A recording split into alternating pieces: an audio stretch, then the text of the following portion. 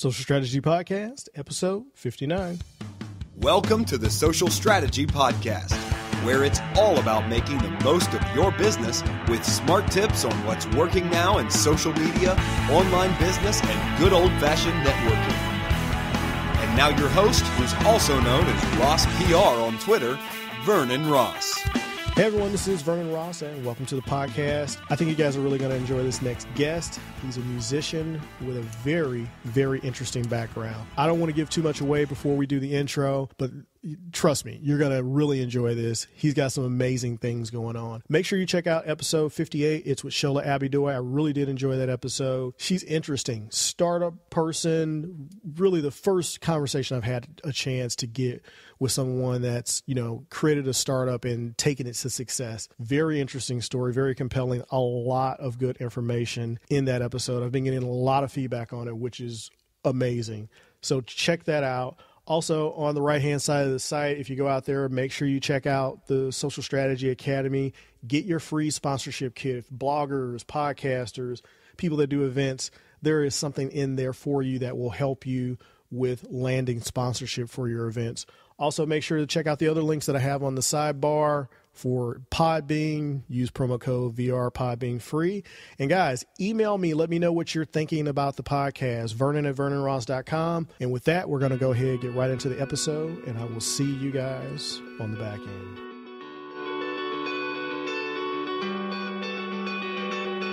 Hello, everyone. This is Vernon Ross, and welcome to the Social Strategy Podcast, bringing you the best in online business, social media, good old-fashioned networking. And today, guys, we've got a guest. It's taken us a couple reschedules to actually connect, but usually that is an indication that it's going to be an awesome interview and an awesome time with a lot of value for you guys. Today, guys, I have Kavit Haria. He runs InsiderInternetSuccess.com. And basically what Kavit does is he helps his clients find clarity when starting out their businesses online, and within a year helps them go from concept to six figures. That's a huge claim. And that six figures mark, that $100,000 mark, seems to be where everyone online kind of culminates, because I think at $100,000 it presents a level of freedom that people imagine that once I get to this point, I actually have a viable business, and especially if you're in a regular full-time job. Kavit is actually a musician and started out as a musician and plays the tambourine, and I believe I'm saying that right. He'll let us know in a minute. Kavit, welcome to the podcast. Thanks, Vernon. It's not the tambourine. That makes me laugh, but it's actually called the tabla. Tabla, there it is. Yeah. I wrote it down. The tambourine is something you shake and it makes a bit of music. The tabla. Okay, there we go. And now I do know what it is, though. It's kind of an uneven drum set, right? Right, exactly. It's two percussion instruments. One is slightly bigger than the others. The djembe or the congo or the bongo, you play with the majority of your hands. So you play with the top half of your palm and into your fingers. Mm-hmm. And the tabla, you play with your fingers only. So it's very intricate. One finger can make a sound that then three fingers can make a sound. And there's so many different types of sounds you can make. It's very intricate, very, very intricate. And it's actually dubbed by many of the best drummers, if you like, the hardest percussion instrument to play. And that's what I do. That is amazing. So when you got started, I've had a couple musicians on, and there always seems to be a common theme with musicians, that their business, their actual internet business or their brick and mortar business got started because they were successful at what they were doing. They were able to make money as a musician, which, number one, is a very hard thing to do on a consistent basis. Yeah, I can't tell you how many people I've worked with that they're professional musicians at night, but during the daytime, they're doing something else. So when you first got started, how did you get into the whole music business and take playing this instrument from something you were doing and learning to, hey, I want to do this as a profession? Yeah, that switch was more of a mental / heartfelt switch where I said, this is a great thing that I'm doing. I'm really good at it, or at least I thought I was. And I want to be able to do something with it. I mean, I've spent so many years practicing this thing for an hour plus a day, and I've obviously picked up a skill and passionate about it. What can I do with it? And I didn't really want to be, it's an Indian instrument, right? So I don't really want to be an Indian instrument player playing for Indian music, like it's an expected thing. Like people see it, they know what it's supposed to sound like. They know that you'll see that instrument when they go to an Indian concert, whatever. Right. I wanted to actually do this with people that had never heard this kind of music before, so they could see the level of intricacy and they could see the level of sound, the detail in the sound how it would really change music. And I wanted to do that with dance music, pop music, rock music, jazz, blues, reggae, Latin music. And that was really what drove me. The ability to say, I may not be the very best in my music. I'm hoping to be there. I'm hoping to get there. There's hundreds of people better than me. But I know I listen to this kind of music, and I know I could bring this edge to this kind of stuff and change and revolutionize how things are done. And so that's really what drove me initially to get to the point where I was professional, if you like. And that word is obviously a very odd word. I mean, like, right. Unless you're a doctor or an optician or a dentist, you just call yourself professional when you're professional. I mean, you stick to a few rules, you turn up smart, you present yourself well, you obviously play good music, and you know the timing of music, and, you learn the science behind music. You're a professional. I mean, what's to say you're not? Anyway, I derail there. But after a few months, when I was wanting to do this whole thing and playing with a lot of different types of music, I struggled a lot because, as you very clearly said, musicians only get paid when they really perform and play. Apart from that, if they don't get the gigs, they're not going to be earning. Right. If they're not recording, they're not going to be earning, in which case they're doing some other job. And I wanted to practice with these musicians. And of course, I got to practice with them on something brand new without offering them gigs and recording and not pay them because I didn't have the money, of course.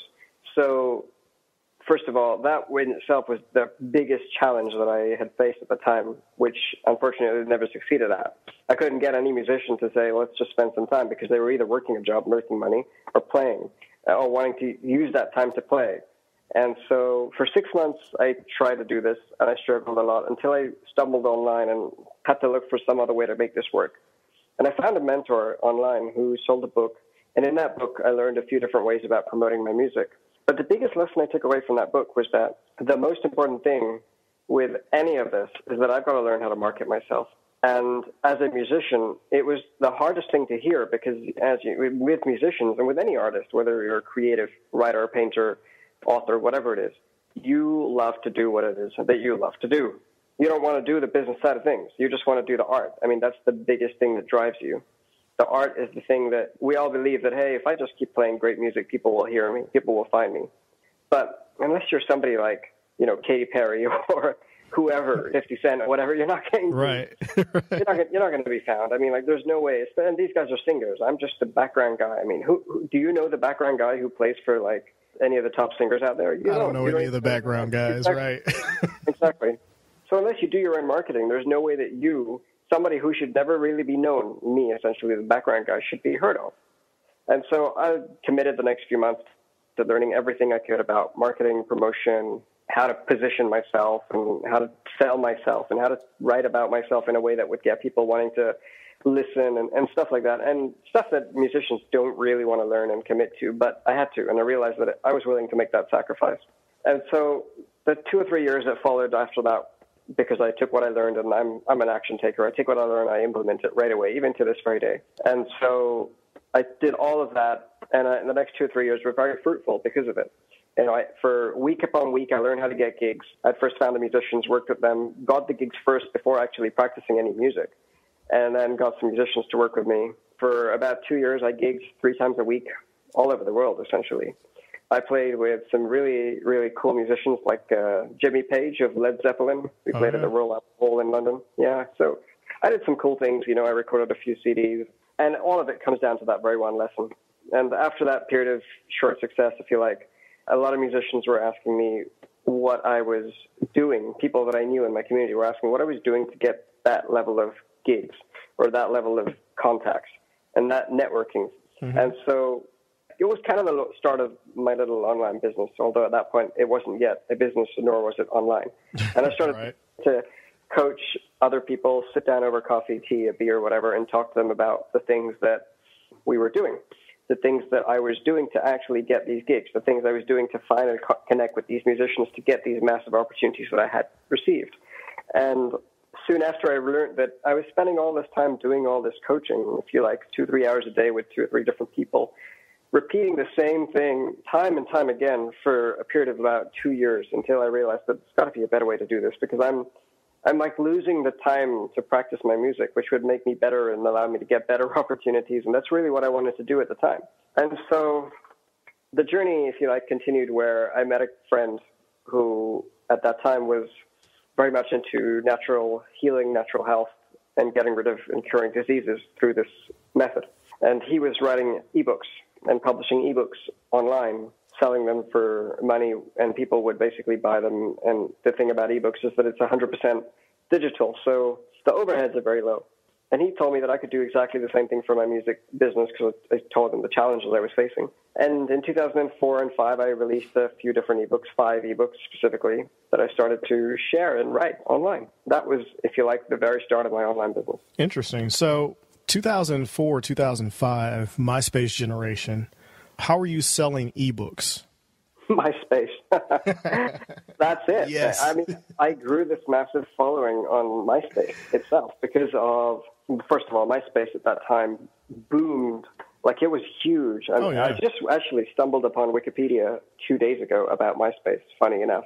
I was very curious because I came across the word MySpace again in a book, and I haven't looked at MySpace in 4 years now. Yeah. And if you look at their story, it's just shocking that they have gone from doing very well, being sold to News Corp for $500 million, and then bought over by another group and Justin Timberlake for only $30 million, like 2 years ago or 3 years ago. So right. The downfall is just incredibly fast.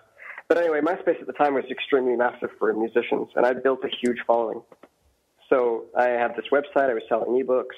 I was writing on music forums, which for musicians is a big thing because people hang out at forums looking for people to work with.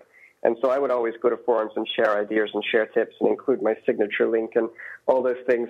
And I would go to MySpace and share on MySpace with my musicians community all this stuff that I'd created, and they could go find out about it. And that was driving a lot of people to my site. You know, in the very first year, I built a newsletter of 8,000 people, just musicians, obviously, singers, songwriters, artists, vocalists, instrumentalists, managers, record label people, 8,000 of them in a year, just because I've offered to them what I call the Musicians Development Newsletter, and I was sharing it on forums and MySpace. That's amazing. So back in 2004, 5, 6, right around that period of time, email wasn't as mature as it is now. You didn't have full segmentation of a list and, you know, being able to track exactly who opened and where they clicked in your email, and Infusionsoft and HubSpot and all the constant contact stuff. It wasn't as evolved as it is now. So how were you able to grow a list of 8,000 people in 1 year? Because, I mean, people right now have a problem growing a list of 800 people in 2 years. So how are you able to do it in 1 year back in 2004? There's two schools of thought. One of them is that it was a lot easier then than it is now. And then the other one is that it's a hell of a lot easier than it is now than it was then. Right. And back then I used a service called Constant Contact to definitely existed at that time. And I signed up with them. I put a little form on my website. People joined the Constant Contact database. And I would prepare manually and email out manually a newsletter every single week. The autoresponder facility was like a maximum of 1 or 2 emails, like the welcome message and then maybe one more. Right. So I would every single Monday sit down, write out the email, and send it out. But the way that it worked then is exactly the way that it works now. Somebody fills out a form, they go into an email campaign or an email system, and you have that information collected. And it really was as simple as that. But there was no marketing automation. There was no Infusionsoft. There was no, oh, if somebody clicks on this link, let me know, and then let's forward that on. I really didn't care about any of that stuff at the time because I never knew about it. That's the thing about business in a way, or marketing, or success, or anything in life, is that you push out as much as you know. Your ceiling, in fact, is as much as you know. And so you could say, I'm not going to start a business. People say this right now. I'm not going to start a business because I just don't know enough. But really, who says that? Everybody at their capacity has enough to do something to get started. You will then know where to learn, what to learn, how to learn it. I mean, do you learn social media? Do you learn content marketing? Do you learn advertising? Do you learn podcasts? What do you learn? There's so much to learn. But just start with what you have. And I guess that's what I did. But in the later part of that business folded, and not folded, but that business slowed down, and I moved away in 2009. And At that point, we had 145,000 people in the business, but we had a lot more automation. We had all the autoresponder series. Right now, the business still has a 2-year autoresponder series in place. Every single week, every single Monday, there's an email, the Musician Development Newsletter that goes out. So that's 104 emails in there. People buy off of those series all the time. How important do you think that is to actually have a 100-plus email autoresponder series is number one, just insane. But how important do you think that is? Because I talk to a lot of coaches, and essentially you started off as a coach. And, I mean, you're essentially still a coach now. But do you think that it's important to the success of coaches and online people and offline businesses to actually have an autoresponder series tied into their newsletter to build their business, or is it something you can just skip? No, absolutely. You have to have it. For me, right now, what I do, just to jump ahead to give a bit of back frame into my answer, is that after that business was very successful, the music business, by the way, it went on to 6 and 7 figures. I traveled a lot after that. I took a gap of some time to just recharge and do a few other things. And right now, what I've been doing for the last 3 years and what makes me really come alive is helping people go from concept to idea, and then idea to plan, and then plan to launch, as you mentioned at the beginning. And every single thing revolves around this idea that we want to automate our business so that we can have more time off. Everybody wants to do that. They want to have such a good business that is predictable, repeatable, scalable, so we can run it. Now, if you want to build a business online today, the most important thing is relationship, community, belonging, call it whatever you like. But the most important thing is that you get a group of people that you think are interested in what it is that you do, and then you focus on building a relationship. Most people, unfortunately, just shove stuff down their throat and try to sell it. And the thing about that is that if you're just trying to sell something, right off the bat of the very first communication, you're going to fail. Maybe one person, maybe 2 people would buy it because they're actually in exactly the right mind frame that you need them to be in. But the rest are not. They don't know you. They don't like you.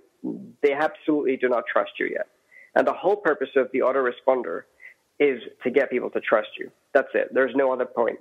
You get them to know you, get them to like you, and you trust you. The moment somebody trusts you, they are what I would call red-hot buyers, ready to actually buy something that you've got.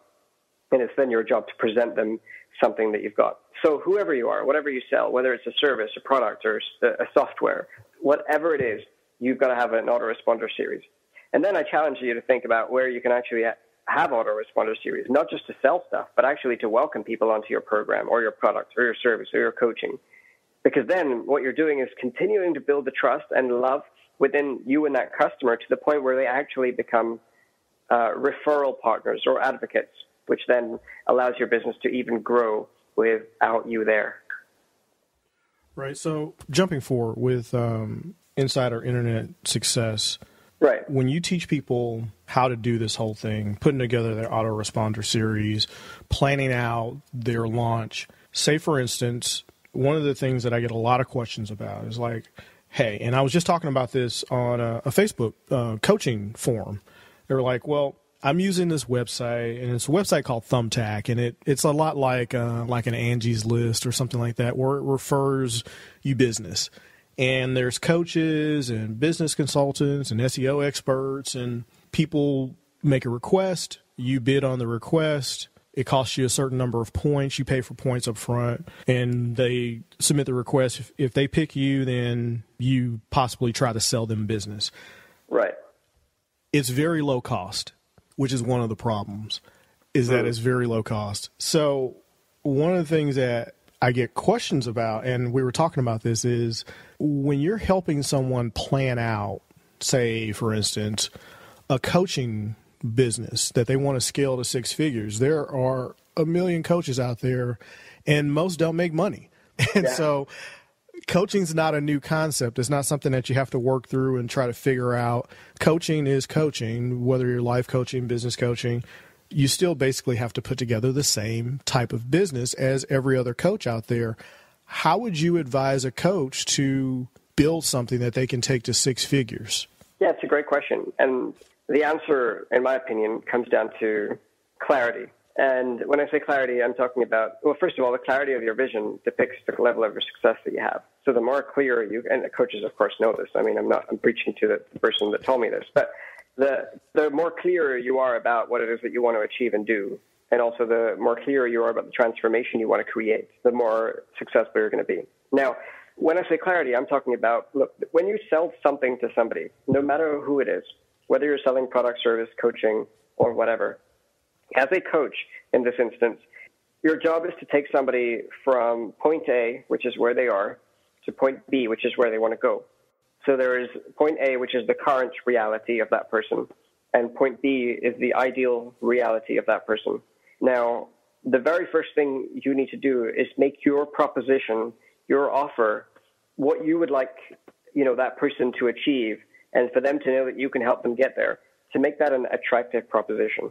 And I would do that, first of all, by outlining the very critical steps that somebody needs to take to go from A to B. Now, of course, in order to do that, it means that you need to know who you're targeting. You need to know what problems they have. You cannot be a coach for everybody. You've got to be a coach for a very specific group of people that need your help. And trust me, there will be a lot of people in that group, enough to make your payday and your month and your year and your life worth it. So figure out who that target group is. Figure out what problem they have, why they're in that current reality. Figure out the exact steps that you would take to tell them or take them on in order to get to point B, the ideal reality, and document that. And then that becomes your critical system that you're marketing, the sales process, if you like, that you're marketing, or the package that you're marketing is, I can help you go for, if you're a musician who's struggling, who's not getting enough gigs, not getting enough exposure, and you're in this place right now where you're working 2 jobs and you would like to go to this place where you can quit your job, get constant gigs, have recording opportunities, and are selling your music online. I know that it's not where you are right now, but that's where you'd like to go. I've got a system that can help you get there. And that completely makes what you do unique and makes what you do under a banner, if you like, that you can then promote and share. Because otherwise you're just a coach. Oh, I offer coaching sessions and, my charge is this much for 1 hour, or you can pay me for the month and it's like whatever, $100, $200, $600 for the month. And, we'll talk about whatever it is you want to talk about. That's all great and stuff, but everyone does that, as you said, and most of them fail. And so you have to figure out what is your package, put it into a package, and then figure out how you deliver it. Do you deliver it one-to-one? Do you deliver it in a workshop? Do you deliver it through group coaching, webinars, whatever? It doesn't really matter how you deliver it. Because here's the thing, you see, people don't buy your coaching. People don't buy videos or audios or workshops. What they buy is what they get, which is the transformation. People buy the end result. People buy the expected outcome from working with this whole process. So that's why, like you said on my site, being a very bold claim, what I do is do this to this and get you to 6 figures. It's a bold claim, but that's exactly the expected outcome that I want my client to have, and which makes my system different to pretty much every other system out there. And the same thing for any other coach, and any other coach can do that. Yeah, what you don't see enough is when a coach does a pitch or they talk to the person about what it is that they want to do. They're a relationship coach. Oh, I can help you with your relationship. And we got into this conversation in this forum, and I think it's interesting what you just said, is because it's almost the exact same thing that I was telling her. I'm like, look, people buy the result. They don't care that you're a coach. They care that you know how to get single women dates, or right, that you know how to help people lose 15 pounds in 45 days. That's what they care about. They don't care that you're a weight loss coach, or they don't care that you're a general relationship coach. They care that you can deliver, I can show you how to save your marriage in 4 simple steps, and these are the steps, and then I'm going to take you from this part to this part. And I think too often with entrepreneurs, and not just coaches, but entrepreneurs in general, they do a thing. Well, I'm a social media expert, or I'm this, or I'm that, or even with authors, I'm an author and this is what I write about, but they don't actually tell you what it is that you're going to get. I was having an interesting conversation with Farnoosh Tarabi, and we were talking about book titles. And I see that, on your site, you talk about Kindle success and helping people be successful on Kindle. And one of the things that she was saying that it's just like key is making sure in your title, you tell people exactly what they're going to get and right, how you're going to get them there, because that's what actually sells the book. I mean, it's pretty much exactly what you just said. And since we kind of touched on Kindle and that you mentioned it a little bit, can you go a little bit into how you would help someone with Kindle transitioning from, like the coaching conversation over to maybe a Kindle author? Yeah, I mean, I used to run a program called Kindle Empire Kickstart. I did it for about 2 or 3 years. And we would take people on a journey of learning everything they need to know about publishing ebooks on Amazon. And we would also, at the same time, help them put together their very first book for them. I've always been, like the automated business system, my current service, I've always been on this idea that not only do I show you how to do it, but I do it with you and for you. And I think that way people can be empowered and also confident enough that they can make it work. But coming down to the idea of Kindle, I think the most critical, important things with regards to Kindle are your title, your cover, and your description. And so the title, as you just touched on, which what Farnoosh said, is that it's also very absolutely correct, is that it's got to tell them exactly what it's going to give them. If you look at the most successful books out there, they all have 2 titles. They have a title, which is short, punchy, and just 2 or 3 words, and then they have a subtitle. So the 4-hour work, and then it says, escape the 9 to 5, join the new rich, and something else. And then you've got Hooked by Nir Eyal, which is how to create habit-forming products.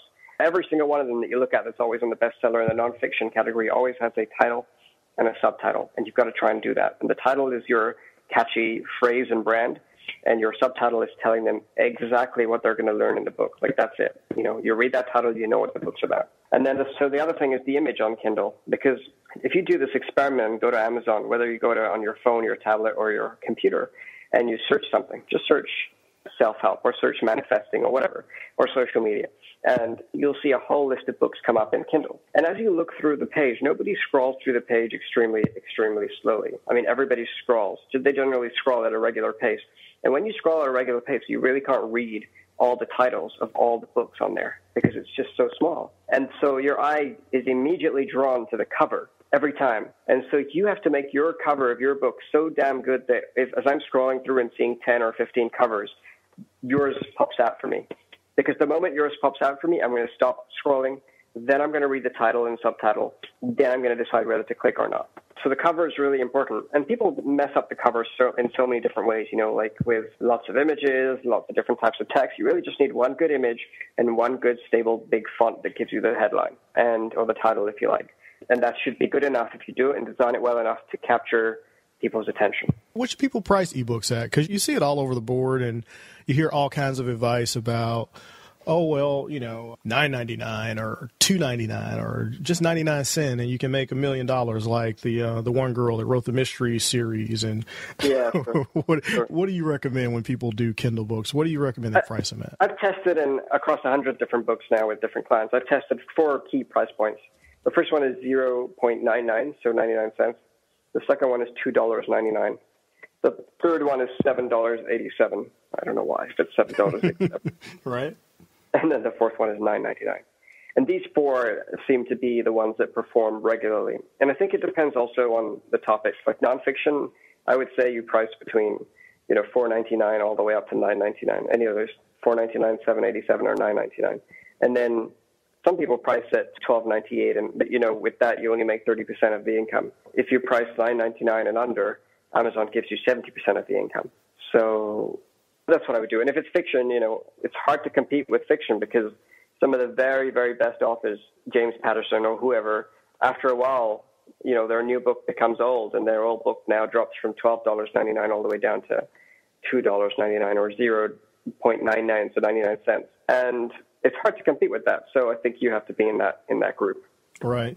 Do you think that with authors, it's a good idea to take maybe the Nathan Berry approach and pull your books off of Amazon and sell them directly on your website and via email list? One of my best friends, his name is Paul, and he used to be a plumber in his earlier days. And he built a successful business, and then he built a successful business doing something else. And then he wanted to go into online marketing. So we looked at all of his skills, and the one thing he was really good at was building businesses. And the one audience he found that would really require was plumbing. So he put together a book called Millionaire Plumber. Now, Millionaire Plumber sold for the very first 3 years online without the Kindle. And we were selling it for $27.99 with an audiobook as well. So the book and the audiobook for $27.99. As of, I think 2 years ago and maybe 3 years ago now, we put it on the Kindle. And this is the only experiment I have of this to make it, to really share, if you like. But as we put it on the Kindle, so we've dropped the price down to under $9.99, just ebook. But the sales went up 5 or 6 times. Oh my God. So I don't really know if it was still worth it, but it seems worth it for me. in that we're reaching a lot more people. And we still get sales off of our $27.99 website, which is really incredible. But people generally, if they're on Amazon, they want it on their Kindle. I think it's nice to have that option. I look at myself as a consumer, and when I'm a consumer and I don't see a book that I really want to read on the Kindle, and I read on the Kindle, I kind of get annoyed and I don't buy the book. Right. So it would make my life a lot easier if the books were on the Kindle, and that's what I'm going with. All right, cool. On your website, you've got quite a few case studies. Can you walk us through, like, what's one of your favorite stories for how you've taken someone from concept all the way through? Because I think that'll give people a better idea of, I want to go out to Kavit's website. I want to take a look, and I have a business that I want to grow. Why would I do it, and how does he help me get to success? Yeah, sure. Those case studies are there for anybody to see. So I'm going to give you another case study that's not on there. One of my favorite ones, a recent one. Recent meaning, the last couple of months. And so here's a lady who's a coach, just because we're talking about coaches. And she's in the United Kingdom. She's somebody who, for most of her life, has been a teacher, risen up to head teacher, and runs a successful career. She, unfortunately, got divorced. She has 2 kids. She's a young mom. That's just who she is right now. And when I spoke with her, one of the things that she really struggled with was that in her life, she's gone and done all these different things.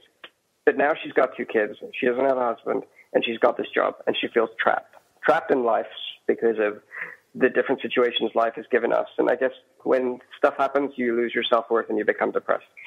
Now, what she really wanted to do, and she's been studying to become a coach, so what she really wanted to do is learn how to build a business the proper way and have it completely online so that she could afford her family, her kids, the kind of things that she couldn't have, but she'd really love for them to have. And so we talked about, again, this whole A to B thing. So I said, look, you've been through this, you've come out of it, you've helped people.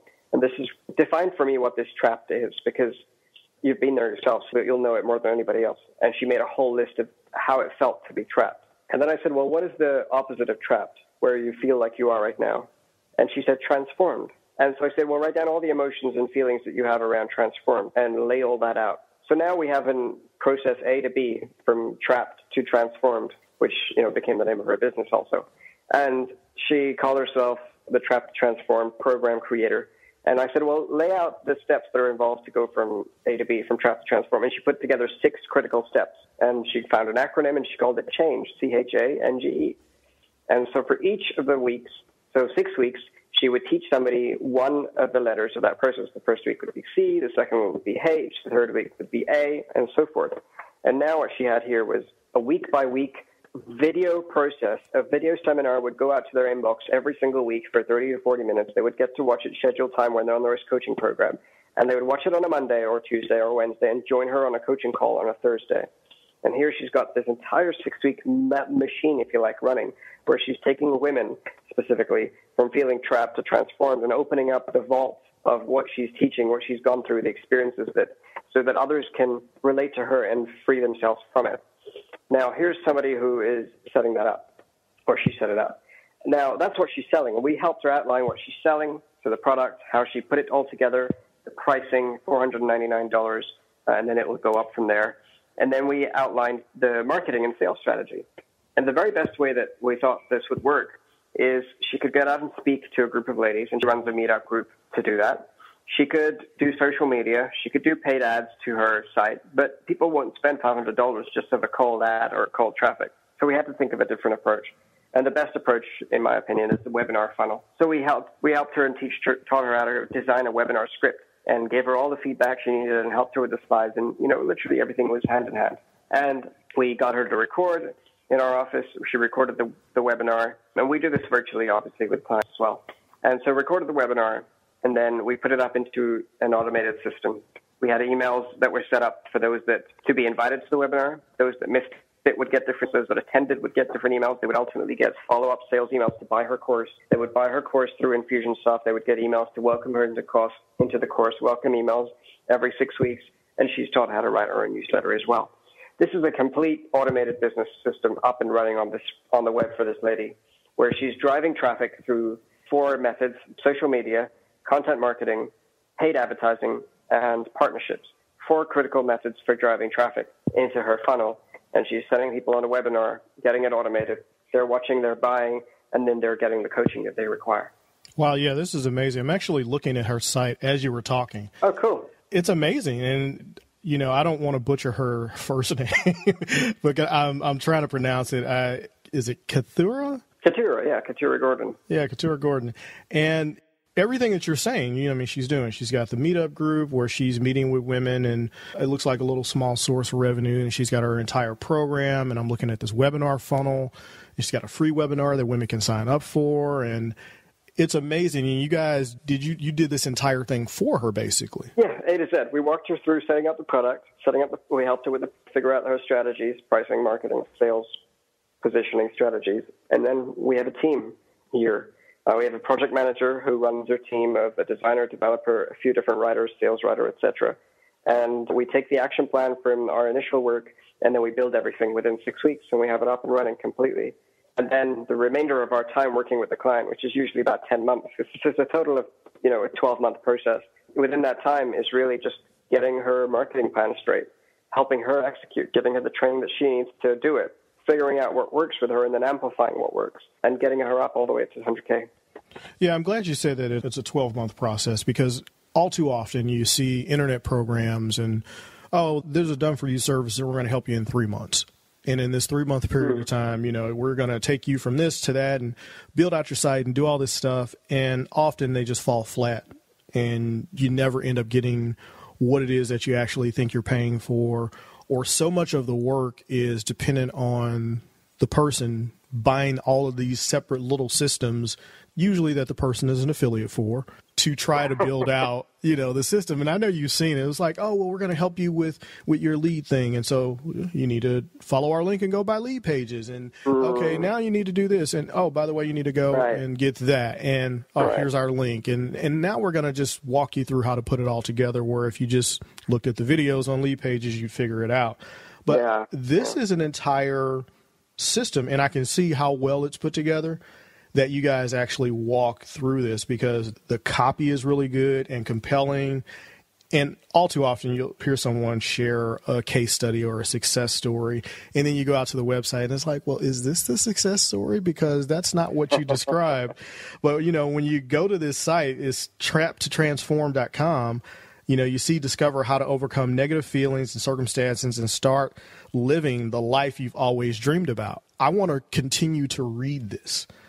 And it goes into, it asks some questions, and then it drops down into her story, and the story arc is well developed, and see I've got this problem. Do you have this problem? Yeah, I've got that problem. Well, this is where I was, and this is how depressed I was and what I went through. And then this is how I overcame it. And now I can help you do this very same thing based on this system that I created. And that's awesome. This is a really well thought out thing. And I'm glad we talked a little bit more about this, because I think it'll give people a really good idea of how they can actually build out an automated business online, and that it's not just an overnight process. So thank you for sharing that. That's an awesome story. Thank you for checking the site out. I didn't expect you to do that. So awesome. No. Yeah, it's good, man. You have to, because, hey, people want to know, well, is this really legit? I don't know if somebody can take me from zero concept, and I've been trying to build a business online and this and that for years, and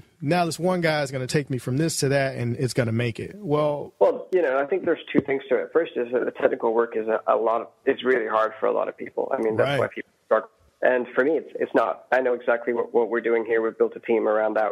I feel like some of the best people that we've got on board to help with that. And so we just take all of that struggle out of somebody's hands, and what they can focus on doing is learning everything they need to know about marketing. Because, you can pay someone to do your marketing for you, but at the end of the day, when that person leaves, when that person quits, when that person doesn't work, or when that person goes on holiday, who's going to do your marketing? So I want people to be empowered to learn their marketing skills, and then they can go ahead and think about how they outsource it. So giving them the time to do that and the time and space to breathe while we get it all done in 2 months, which would normally take somebody 6 or 10 months to do, is really what brings it all together really nicely. Right. No, this is amazing. And like I said, thank you for sharing that.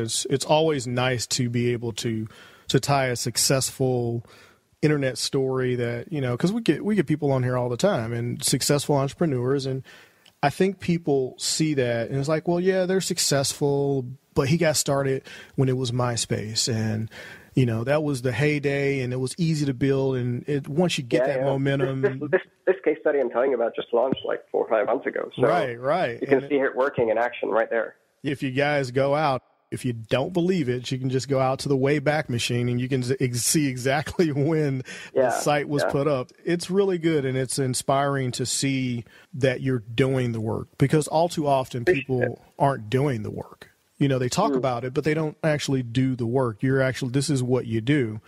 We usually don't get into pricing, but what does an entrepreneur have to pay to do something like this from from a business perspective? I've got a concept. I want to launch this business. I'm going to go to Kavit's company. What is it going to cost me for, Insider Internet Success to help me build my business? Yeah. At the moment, we charge $25,000. That's the entire 12-month process, getting everything planned, built, done, coached, all the way up to 6 figures in a year. Right. Yeah. Well, I mean, that's a small investment to make to build a 6-figure business. Of course, the business is theirs to keep. Right. So year on year, That's awesome, man. It has been a pleasure talking to you. Where can people find you online? So as you said, there's a lot of case studies on the website, and the case studies are there, but we actually wrote a little bit more about the case studies and turned it into a PDF that people can download. So you could have in your hands, on your phone, on your tablet, laptop, a little guide that shows you the stories behind what they did, how they did it, etc. And, you can go to insiderinternetsuccess.com. That's INSIDER, insiderinternetsuccess.com. Nice little orange button there that says, show me the case studies. And if you click on that, you'll be able to go ahead and download the PDF. And I'll make it better, because on the website, if you go to any of the pages there, and I really recommend you do this, there's a page called Automated Business System, and right at the bottom there or somewhere it says apply. And if you click apply, you'll be able to book a 30-minute free call with a business coach. And that's me, or that's my business coach here, Adam. And what we'll do is we'll talk with you about all your ideas and show you exactly how what we do can be applied to your idea. And then together we'll make the decision as to whether this is right for you. There's no obligation, no sales pitch, nothing like that. It's just an investigation to see whether what you've got we can help with, and if we can, whether you like it or not. Yeah, I see that right here. Request a free strategy call. That's it. Request a free strategy call. Oh, that's awesome. Well, Kavit, I do appreciate you coming on the show and sharing so much with us. Interesting background. It's always fun to me to hear how musicians turn their passion for music into actually a marketing business, because that happens a lot here lately. I've been talking to a few musicians. So. Well, thanks for having me. I appreciate it. All right. Very cool. Thanks a lot. Hey guys, that was a pretty amazing episode. We learned so much from Kavit. I love it when I get a guest on and they can really break down the different aspects of their business, what they do, and how you can benefit from it. One of the things that stuck with me that Kavit said was the clarity of your vision depicts the level of the success that you have. And it is so true that once you get clarity around what it is that you want to do, your success is either going to skyrocket, or if you don't get clarity, it's going to plummet eventually. And the business that he has of helping entrepreneurs figure out what that thing is and then monetizing that vision is just amazing.